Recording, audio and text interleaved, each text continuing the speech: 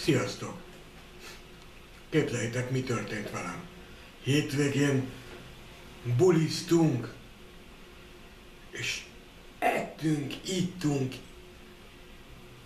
jót zabáltunk, és persze úgy berúgtam. És tele volt rengeteg jó nővel, bulizás, minden. És az asszony féltékeny volt rá. És miért? Hát mert nem őt csókolgattam, hanem a WC kagylót.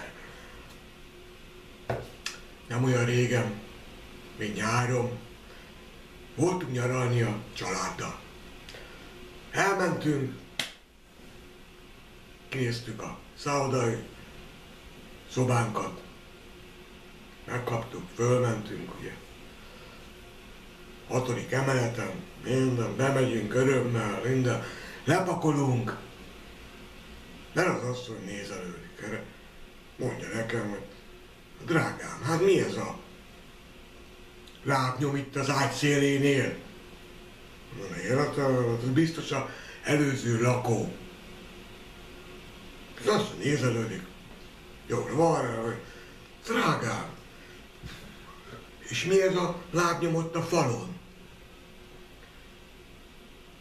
Életem, hát szerintem ez is az előző lakó.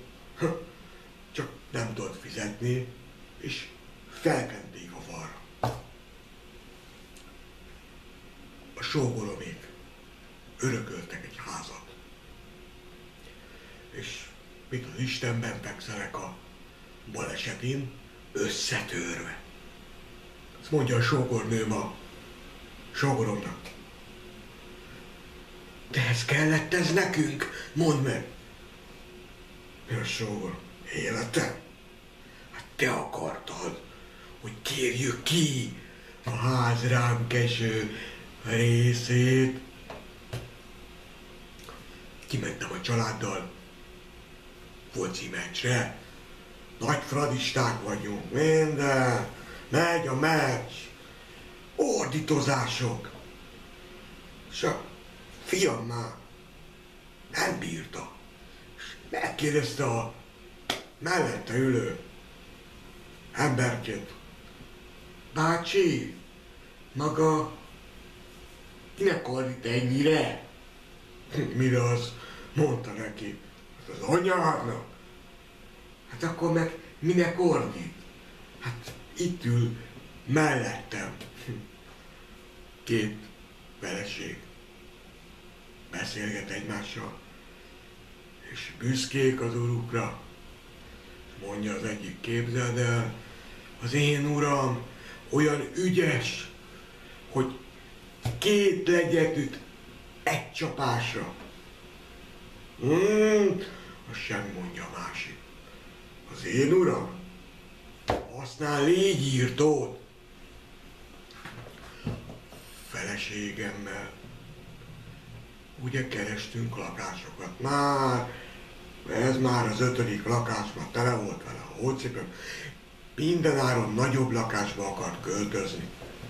És mit az Isten kifogtunk egy belvárosi nagy lakást. Hát be is. Mentünk, bepakolt cuccukat, minden. És ugye hát látszott, hogy föl kell újítani a lakást. És én beszereztem a festéket, létrát, meg minden. Csak ugye hát egy baj volt, hogy nem volt elég magas a létra, mert hát ugye elég magasak a falak. És mondja a feleségem, drágám, hát te így hogy fogod majd kifesteni a mennyezetet? Mondtam neki, mondom, életem, majd, de megint jól fejdegesítesz, mint múltkor, és már is a plafonon leszek. Feleségem várta a gyerekünket, és benn feküdt a szülészeten, és már nem sok volt hátra, minden már ezért ott fekszik, minden nyavajok. Oda jön hozzá a szülésznő, és kérdi tőle, Mondja kismama, tudja már, hogy Gáborka lesz, vagy Gabriella. Érzi? Drága hölgyem, én még vajudok rajta. Szibériába voltunk, vendégségbe úsztaztunk, nagyon hosszú útunk volt, és már alig vártunk, odaérjük. Nagy hidegbe, minden, nagy nehezen csak odaértünk. Be is mentünk a vendéglátókhoz, minden, rendesen megvendégeltek minket. Ülünk az asztalnak. Mondja a fiam, apuci, nekem olyan melegem van. Mondom nekem, mondom, fiam, vegyél le egy pulóvert. Nem sok idő múlva megint mondja a fiam, apuci, még mindig melegem van. Fiam, vegyél le még egy pulóvert. Nem sok idő eltelik. Ajánlatunk, mert megint mondja a gyerek. Apuci, nekem még mindig melegem van. Levegyek még egy pulóvert? Nem, fiam. Vegyél be egy lázcsillapítót.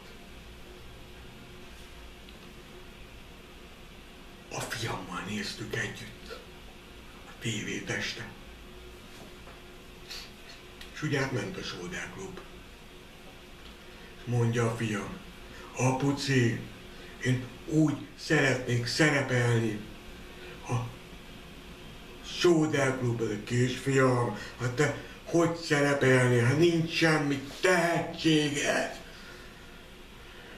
Apuci, de nekem úgy tetszik, mikor kiáll a színpadra Kovács András Péter, és nyomja a dumáját, és a végén tapsolnak. Kiáll a színpadra Belicai, nyomja a dumáját, és a végén tapsolnak. Kiáll a színpadra Csenki Attila, nyomja a dumáját, és a végén tapsolnak. Kiáll a színpadra Kis Ádám, nyomja a dumáját, és a végén tapsolnak. Fiamat annyira szeretnél szerepelni. Állj ki a színpadra, de ne szólalj semmit, és tapsolnak. Köszönöm.